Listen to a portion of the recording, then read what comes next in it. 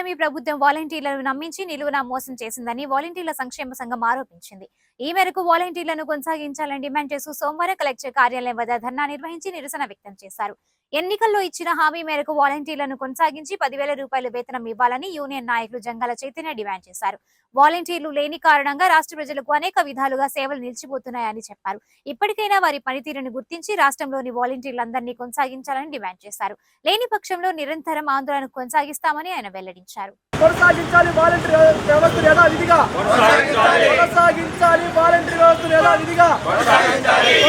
రాకముందు ఒక మాట, అధికారంలోకి వచ్చాక మరొక మాట మాట్లాడతాం.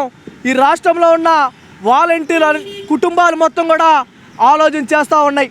మీరు అధికారంలో రాకముందు వాలంటీర్ని యథావిధిగా కొనసాగిస్తాం, 5,000 రూపాయల జీతాలు సరిపోవట్లేదు, మేము అధికారంలో రాగానే 10,000 రూపాయలు ఇస్తామని తీపి కబురు చెప్తున్నామని చంద్రబాబు గారు చెప్పడం జరిగింది. ఆ తీపి కబురు మీకు మీ కార్యకర్తలకి తప్పనించి ఈ రాష్ట్రంలో ఉన్న 2,60,000 మంది కుటుంబాలకు చేతు కబుర్లాగా అనిపిస్తూ ఉంది. దానికి ఉదాహరణ చూస్తూ ఉంటే ఇప్పటికి 6 నెలలు అవుతూ ఉంటే మీరు అధికారంలోకి వచ్చి 6 నెలల పాటు వాలంటరీ వ్యవస్థకి జీతాలు ఇవ్వకపోవటం ఈ వాలంటరీ వ్యవస్థని ఏమాత్రం ఆదుకున్నట్టుగా ఏం కనపడతలేదు.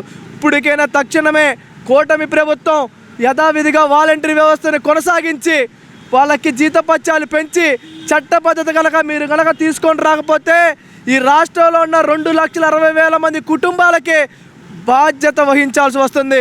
నిన్నగాక మొన్న ఒక వాలంటీర్, ఒక మహిళా వాలంటీర్, యువ మహిళా వాలంటీర్ ఈ వాలంటరీ వ్యవస్థ ఉండదని ఏదో కొత్త మాటలు యూట్యూబ్ ఛానల్లో చూసి ఆత్మహత్య చేసుకోవడం కూడా జరిగింది. అలాంటి భవిష్యత్తులో మరిన్ని జరగబోతూ ఉంటాయి.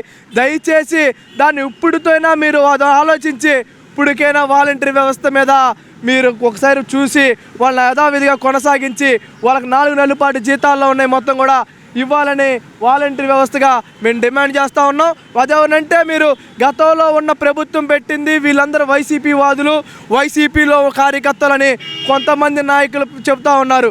వాళ్ళు వైసీపీ కార్యకర్తలు కాదు, ప్రజలకి ప్రభుత్వానికి మధ్య వారధుల్లా పనిచేశారు. కరోనా మూమెంట్లో వాళ్ళు చేసిన సేవలు మొత్తం కూడా గుర్తు తెచ్చుకోండి.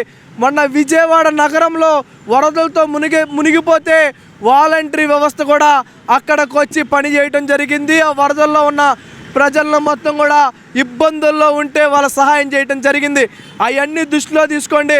సరే, మీరు చెప్పినట్టు అనుకుందాం, మీరు వైసీపీలో కార్పొరేటర్లకు గెలిచిన వాళ్ళ మొత్తాన్ని మీ పార్టీలో కండవాలేసేలా ఆహ్వానించుకుంటా ఉన్నారు. గతంలో చెడు తిట్టులు తిట్టిన వైసీపీ నాయకులు మొత్తాన్ని ఎమ్మెల్యేలుగా ఈ మినిస్టర్లు కూడా చేశారు. అంటే వాళ్ళకొక న్యాయం, వీళ్ళకొక న్యాయమా? ఈ రాష్ట్రంలో ఉన్న ప్రజలు మొత్తం కూడా ఇవన్నీ భావించాలనుకుంటున్నారా? ఈ రాష్ట్రంలో ఉన్న ప్రజలు మొత్తం కూడా